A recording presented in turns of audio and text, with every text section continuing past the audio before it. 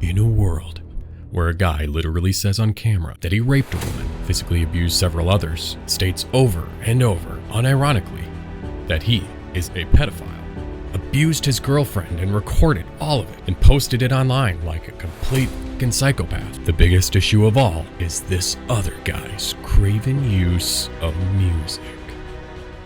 Oh shit, that's me. Come on, man. Well, the last few days have certainly been something. I released a little video you may have seen, and for a channel with just a few hundred subscribers at the time of its release, it's done pretty well. But I'd be lying if I said that my video wasn't without a bit of criticism, and that's what this video is going to be about.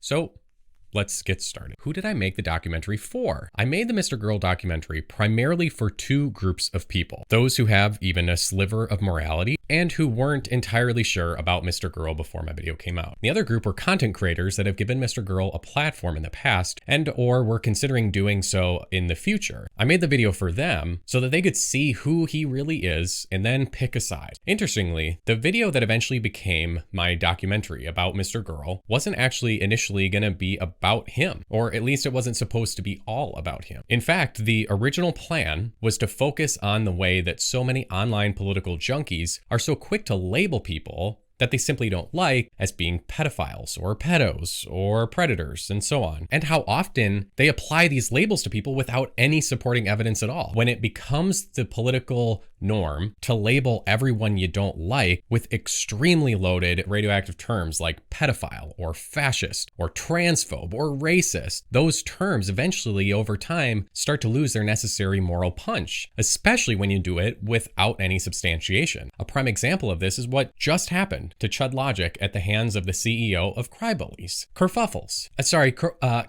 Just a few days ago, Keffels backed out of a roundtable debate, choosing instead to watch it from the comfort and safety of her own stream. And towards the end of the stream, as she was watching, she just casually stated about this other streamer, Chud Logic. Pretty sure that guy is like a pedophile. But like, CTV, how about yourself? Only to admit later on that she didn't actually have any evidence to support this claim. And yet when another streamer, President Sunday, called her out on this and tried to get her to apologize and to acknowledge her mistake, she basically just laughed it off and then lied about her interactions with President Sunday, which of course he then made a whole video about. The point is, online personalities and their rabid followers throw around labels like pedophile like it's nothing, and that's a problem. So initially, I was going to make a video about that, and I was going to do that by looking at 3 left-leaning streamers who are very regularly labeled as pedos in order to see if there was any evidence to justify them being labeled that way. Those 3 people I was going to look at were going to be 2 of the biggest left-leaning streamers in Destiny and Vosh, and then the guy that most people assume is a pedophile, MrGirl. I repeatedly asked online for irrefutable evidence that Destiny or Vosh are actually pedophiles, but all I got, as I kind of expected, were just a couple clips and screenshots of both of them saying things that, yeah,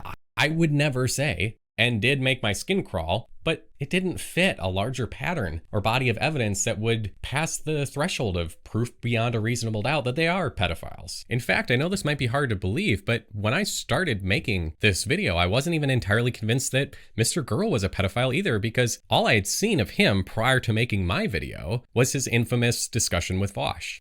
I mean, don't get me wrong, I felt like he was 100 times more likely to be a pedophile than Vosh or Destiny, but calling somebody a pedo isn't something that we should be doing flippantly. So I started watching more and more of MrGirl's library of content. And when I did, I realized that not only was there a mountain of evidence that he is a pedophile, but also that, unsurprisingly perhaps, his pedo problems were just the tip of the iceberg. And at a certain point, I felt that the Max Carson iceberg was a more important story to tell. So I chose to do that instead. All of which is to say, I made the video that I felt needed to be made. And so I made the video that showed Max for what I believe he truly is, an actual pile of walking human garbage. And I did so. I told that story without speaking for more than like 20 seconds. I let Max do all the talking because what he said spoke for itself. First, we need to separate the criticisms of my documentary by the 2 distinct groups of people from which those criticisms came. The first group were people who liked the documentary overall, or at least appreciated that I put it together. Enjoying the documentary is probably not the appropriate word here, but there were plenty of those people who had substantive criticisms of the documentary. And as an artist, I love the critique process, so I'm by no means above or against good faith substantive criticisms. And now the second group who criticized my documentary were people very much like the subject of my documentary. So I'm going to address the second group and their criticisms, quote unquote, first. And I'm going to do that while trying my best to speak their language, so that I can have the best possibility of getting through to them. Let's start with the topic of honesty. Those of you losers currently playing defense for Max have repeatedly said that despite Max's many obvious faults, his one redeeming quality is that he's just so honest, and that's why you keep him around. Let's clear some things up here. First, you are full of shit, especially if you're a streamer who uses Max's honesty as an excuse to keep platforming him. You're saying that you need a pedophile woman batterer to do his little honesty charade for you so that you can learn how to be honest yourself? How fucking pathetic would that actually be? But of course, like I said, you're full of shit. You're lying. His honesty has nothing to do with why you bring him on. You bring him on your shows like a carny manager brings out a sideshow freak to make a quick buck. Besides, Max isn't even half as honest as you insist he is. If he was really the patron saint of honesty, he'd make his old blog, Shame Lane, public. And I mean, the whole thing. Now, right now, you can go to this link and read 25 of the archive posts from that blog, but not because Max wants you to. You can read those 25 posts because they happen to be automatically archived by the site rssing.com several years ago. I will warn you, they're all very gross, but they're also very telling. And he ran that blog for several years. So there are a lot more blog entries to be gone through. And so if Mr. Honesty over there is as honest as he's cracked up to be, he'd let you read all of those blog entries. He'd also have no problem telling us all the times that the LAPD paid him a visit when he lived in LA from roughly 2011 to 2020, or how many other times he's had run-ins with other law enforcement agencies over the course of his lifetime. But he won't. But hey, I love a good redemption arc, so please prove me wrong. And any of his supporters and apologists are invited to do the same. I dare any of my worst critics to show how much they truly value honesty and prove that they're as tough as they pretend to be. Just do as I did. Stand before the eyes of the world and say what you really believe, and do so while showing your real face and using your real name. Leave a comment down below with an actual photo of your actual face and your actual name, and say that you looked at this line in the sand and chose to stand on the side of the rapist and pedophile and abuser and not the guy who tried to stop him. I dare you. Let your family and your neighbors and your colleagues know who you really are. I fucking dare you. But you won't, because you're full of shit. And that's why you are more likely to get struck by lightning than you are to see anybody defend Max while showing their real face and using their real name. And now, since we've laid bare the real reasons why you simp for this monster, let's talk about the other side of the coin. The supposed reasons why you really don't like me.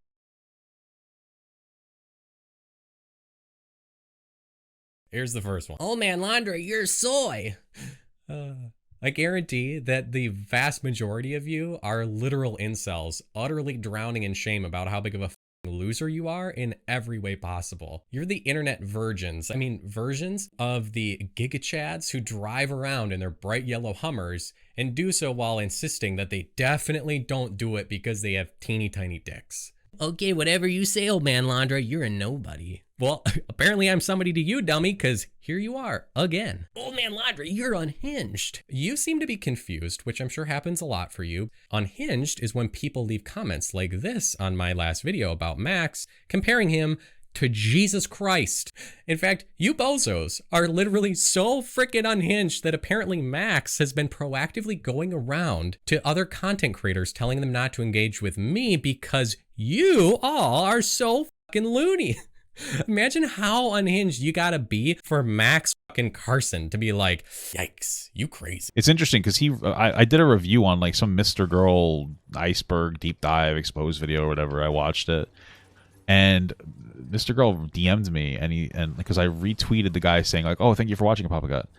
And MrGirl DM'd me. He was like, oh, be careful because my fans can be toxic and like I don't want that guy to get any like heat or something. I was like, okay, that's interesting. Old man Londre, you're dishonest. Okay, Let me ask you this. For all the weirdos claiming that I'm dishonest or that my documentary was dishonest, why haven't any of you been able to prove it or even tried? Why hasn't Max even went so far as to dispute my documentary? Well, because he can't.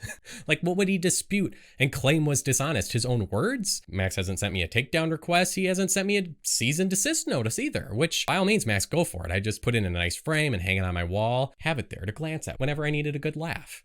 And since he hasn't done that, he certainly hasn't sued me for defamation either. And by the way, he's never going to, and I'll tell you exactly why. First, a person has to make a knowingly false claim of fact with malicious intent for it to be defamatory. And good luck making the case that I said anything untrue when I, in fact, hardly said anything at all. If he did file any kind of lawsuit against me, he'd just get laughed out of court before we could even get to the next part. The next probably bigger reason why Max would never sue me for defamation. Let's say that Max sued me for calling him a pedophile. Before we would even go before a judge, we would go into something called the discovery process, which would be really bad or at least uncomfortable and awkward for Max. Oh, what's that? What is the discovery process? Discovery is the process by which both sides give up all the information that is relevant to the particular lawsuit. Discovery consists of essentially requests from one side to the other, and then responses from that side back to the original requesting side. This includes things like interrogatories, which are questions that the other side has to answer. It includes document requests, where you request a certain category of documents, and unless it's objectionable, the other side must respond by providing all of those documents. And of course, discovery also consists of depositions, which is where you get to question a witness. Witnesses are under oath, their responses are recorded by a stenographer. You can see why that is probably something Max would want to avoid. But hey, if he believes that I somehow lied about him by putting together a collection of videos that he recorded of himself admitting to all sorts of things, including just being an absolute lowlife. And if he thinks that there wasn't a justifiable form of public interest that motivated my documentary, and he's willing to let a team of attorneys comb through his internet search history and every thumb drive that he hasn't yet tossed into the nearest lake, well, by all means, be my guest.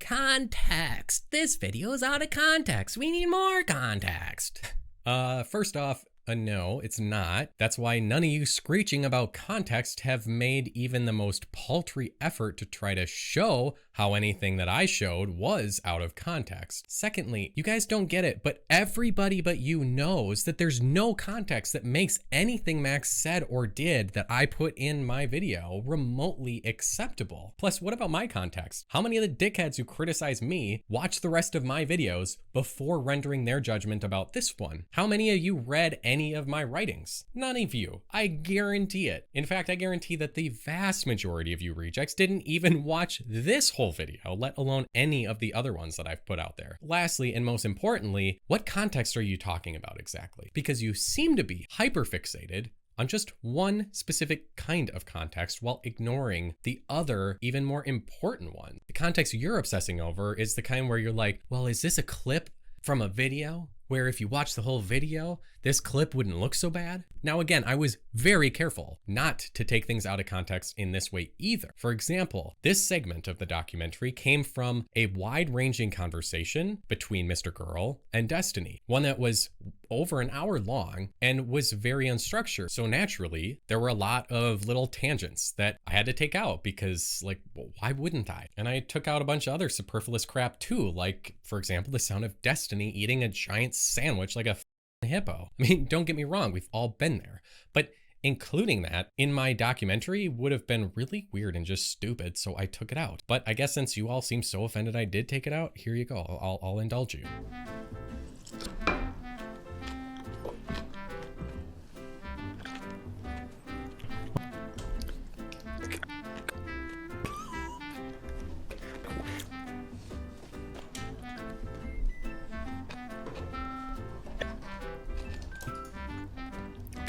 Mm-hmm.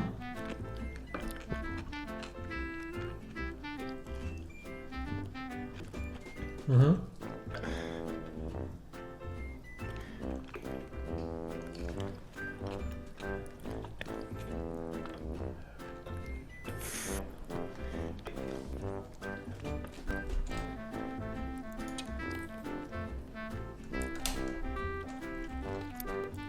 Okay. But like I said, that is just one form of context. Then there's the greater context and the context in which this documentary was made and that I expected it to be viewed in. See, while I wanted to make a video that was worth watching now, I also, more importantly, wanted to make a video that would be even more valuable in the future. Because from now on, if Max says something disgusting and or insane, which is pretty much a guarantee, it won't be said in a vacuum. It'll be said against the backdrop of my documentary, providing a new form of context. Likewise, by giving viewers the greater context of who the collective Max Carson really is, that necessarily affects how they will hear and digest anything Max or anyone he's associated with says or does from this point forward. Lastly, the context I made the documentary matters a lot too. I'm a team of one. I sourced every piece of footage, edited every second of video, watched hours and hours and hours and hours of Max's clown show content, read pages and pages of stomach churning writing, and unfortunately, simply by way of trying to dig through every piece of information I could find in order to paint the most accurate picture of Max that I could, I also ended up being traumatized by seeing 100 times more Max dick than I ever wanted to. But at the end of the day, I watched more of Max's content than most of his most obsessed fans, not because I wanted to, but because it was necessary. And after all of that, the picture in my head of Max was that of a monster. So when I sat down and began putting it all together, naturally, my sense that the guy was a human horror show bled through into the final product. Oh, but old man Londre, you're manipulating people with music. First off, if all it takes to manipulate you is some spooky music, it's no wonder that you simp for MrGirl. Secondly, is it really manipulative to use music to punctuate the overarching message of a video? MrGirl is a disgusting monster and psycho, so using music that drives that point home isn't manipulative unless you just want to go ahead and, as some may say, strip that word of its meaning. Third, when you say the creepy music was manipulative, did you mean this part?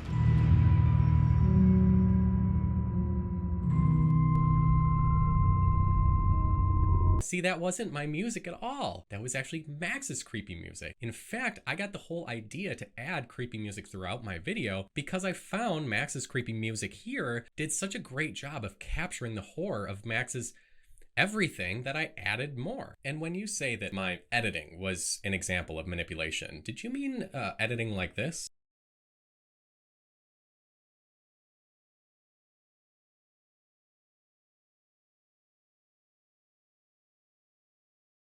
Because that was also Max's editing too. Lastly, I mean, maybe you have been so lost in your own derangement that you missed this, but this was clearly labeled a documentary, and I don't know if you have ever seen a documentary before, but they usually do include music, and they're usually spliced together pieces that paint a bigger picture, which is the actual point. Like, are you guys for real? CNN announces that we call Florida in the Al Gore column. Then something called the Fox News Channel called the election in favor of the other guy. Gotta interrupt you. Fox News now projects George W. Bush the winner in Florida, and thus it appears the winner of the presidency of the United States. All of a sudden, the other network said, hey, if Fox said it, it must be true. Now, what most people don't know is that the man who was in charge of the decision desk at Fox that night, the man who called it for Bush, was none other than Bush's first cousin, John Ellis. How does someone like Bush get away with something like this? Well, first, it helps if your brother is the governor of the state in question. You know something? We are going to win Florida. Mark my words. You can write it down. The smoking gun, the police report. Okay, first of all, unless you morons are trying to be just a little bit manipulative here, you clearly don't know what a police report actually is, which, now that I'm thinking of it, why would you? You guys are the people that the police get called to take care of and to deal with. You're not the ones who call the cops. My bad. But either way, if you're willing to just stop watching Lolly for a moment and focus here, I will clear this up. A police report is an actual report taken by a police officer after the commission of a crime. Police reports usually include information describing the victim, the suspect, and witness information. In some cases, a police report can be filed online. Other times, they can be filed in person And other times yet, you sit down with a police officer who creates the report based on what you've explained to them. And it might surprise you, but I've only ever filed one police report in my life, and that was several years ago. And obviously then it had nothing to do with Max. So when you say that I filed a police report, that ain't true. What I did do was I called the Lane County Sheriff's Office. And I did that because I had just gotten done calling the Eugene, Oregon Police Department, who told me that Max didn't technically live in the city of Eugene, but rather just outside of the city. And so while he had a Eugene address, this was actually something in the sheriff's jurisdiction. So I called them and shared the information that I had uncovered and which I found deeply concerning. Now, what Max's degenerate lovers repeatedly stated in the comments of my video and everywhere else they could was that I somehow only contacted the sheriff's office because I wanted something for my video. Essentially, these amoral fucks were accusing me of being just as amoral as them. The very people who defend a guy who raped at least one woman, beat several others, is sexually attracted to children, tried to fuck his cat when he was 13, and. Obviously, anyone outside of their depraved hellhole would see how insane this is to begin with, but it's also just completely disconnected from what actually happened. Here's what really happened. The sheriff's office wasn't actually the first call I made, and neither was the Eugene police, because actually the first call I made was a Eugene area shelter for battered women. Assuming that they would know better than anyone what options there are in a case like this, I gave them a call. I spent at least half an hour on the phone with the woman who answered, and after explaining the disturbing material that I had seen and collected, she was as horrified as I was and felt that what I was describing was textbook domestic abuse. And she agreed that taking into account Max's extensive history with domestic violence and his propensity to physically take out his anger on his already abused romantic partners, there was a high enough likelihood that he may do something again if I released my video, which left me deeply concerned. So naturally, to me at least, I asked her what I should do, and she told me there were really only three possible scenarios. The first would be that Max's girlfriend would come into the women's shelter on her own, or I could share my concerns with the police and let them handle it. The last option was that I would do nothing. And I realized that there is a not insignificant number of truly awful people who would choose to wash their hands of the entire situation at that point, but I genuinely don't understand that kind of mentality. Maybe that makes me abnormal, but I really hope not. So I chose option 2. I called the authorities. However, it's really important that we understand the difference between a few things here. There are important differences between calling the police station's non-emergency line and filing a police report, and also calling 911, which is only for emergencies. When you call 911, it's almost guaranteed that the police or the fire department or EMS will immediately respond in some way. However, that's not necessarily the case with calling a non-emergency line, which of course is what I did. I called this non-emergency line like you're supposed to when you have a concern but aren't aware of an active emergency. So when I called, the dispatcher asked me some routine questions like who I was, if I had any relationship with the subjects, what concerns I might have, what information I have that may be useful to the authorities, does the subject own any weapons, and so on. So I gave them as much information as I could and was as honest as I could be with them, all while knowing, since I have a very extensive background in public administration and was actually trained by my local police department several years ago, I knew that if I told the dispatcher my name and gave them any other identifying information, something which is totally optional to give them, but it's very helpful for them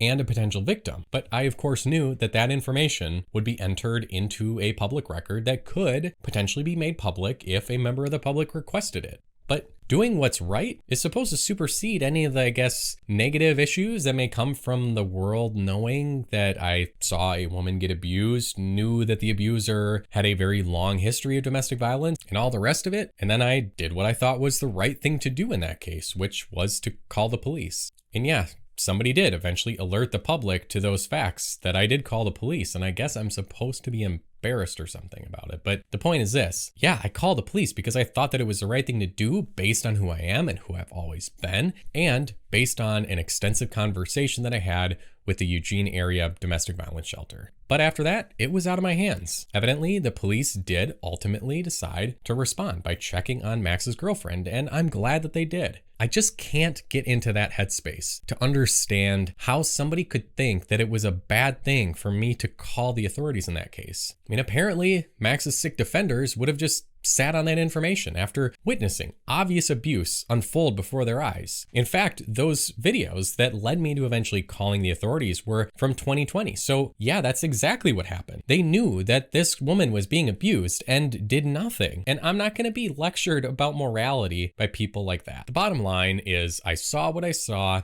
knew what I knew, felt a responsibility to act, so I called the police and let them handle it. If they had no concerns after I shared what I did, and especially after Max evidently told them in 2020 that they shouldn't really be concerned about any calls to service to his address, then why would they have gone? But they did go, and that's relevant. So I put it in the documentary. Now, could I have been certain that they were there because of me? No, actually. But let's say that I assumed that it was because of my call that they did visit Max on that occasion. If I didn't include that police visit to his home in the documentary, that would suggest that indeed I only called the police in order to harass Max as some form of like a low-grade attempt at swatting. It should also be noted that the domestic abuse portion of the video that I produced was more personal to me than even I realized when I was making the video and corresponding with law enforcement about it. At first, I knew part of it had to do with the fact that I was a dad, and I even mentioned this to the woman that I spoke with at the battered woman shelter, because when I was trying to decide and I was talking with her about this, what I should do, I had to ask myself, if this was happening to my daughter, what would I hope someone in my shoes would do? And it made me sick to my stomach to even consider that somebody might be aware that my child was being abused and wouldn't even bother to share their concerns with the police. There's even another layer to it. There was a time not long ago where I was defamed,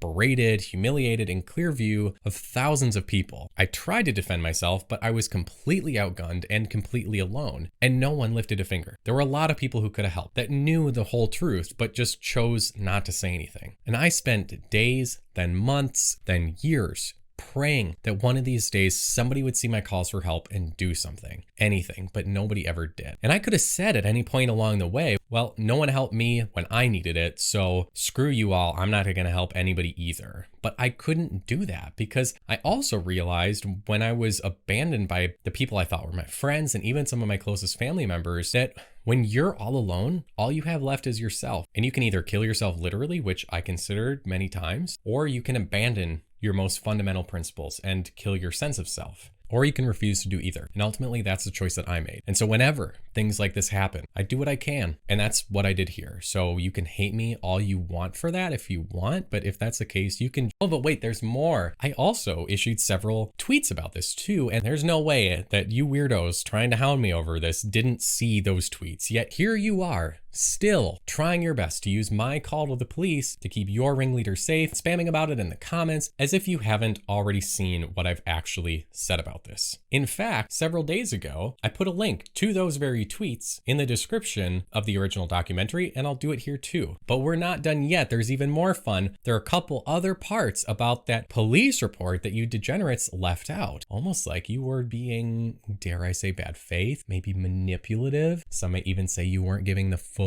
context. Let's take a closer look at this supposed smoking gun that Max's friends have been sharing online. Enhance, please. You're going to want to zoom in and enhance.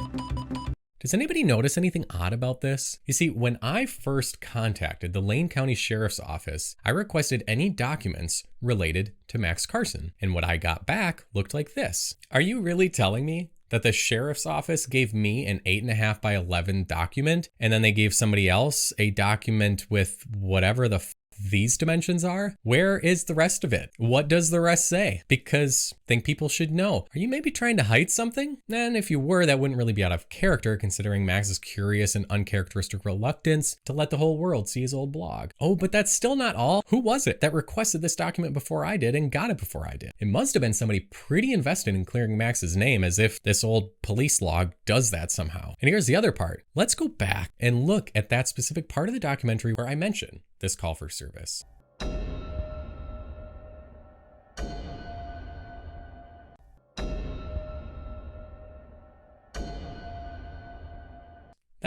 Yeah, there were actually 2 calls for service, and yet you guys only released one of them, and actually only part of one of them.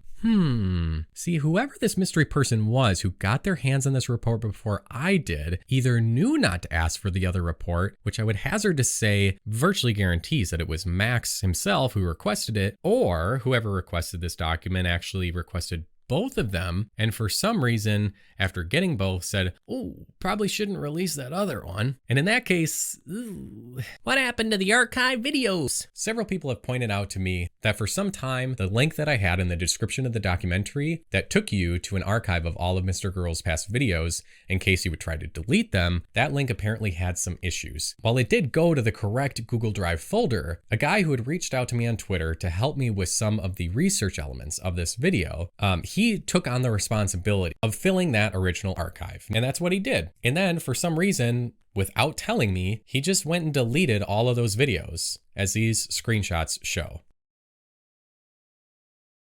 So I do apologize for that, but don't worry, because there is a new link in the description of the documentary and of this video to a new archive. Now, I do need to say a couple things about the archive that I'm linking to. It's not mine. It is, however, a complete archive as best as I can tell, but the source is, well, apparently it is an archive run by a self-proclaimed men's rights group. And I guess they made it so they could maintain an archive as a service to the most insufferable creators who share their up ideology, which says something on its own. So I think that about wraps up the majority of criticisms from the less than good faith critics that I earned through publishing this documentary. And for everybody else, the primary concern that most of you expressed to me was that the music was not optimal or atrocious or awful. There were all kinds of awful things, but honest things said about the music. I agree with most of them. It was too loud, too overbearing at certain times. I would have done it completely differently if I could go back and do it again,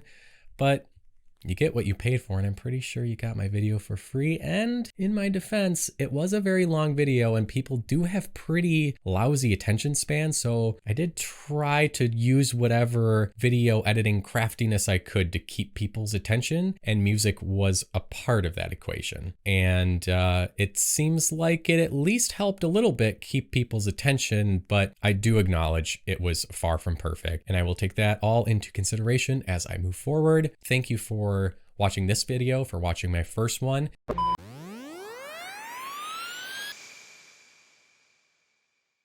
Old Man Londre out. I love the young people.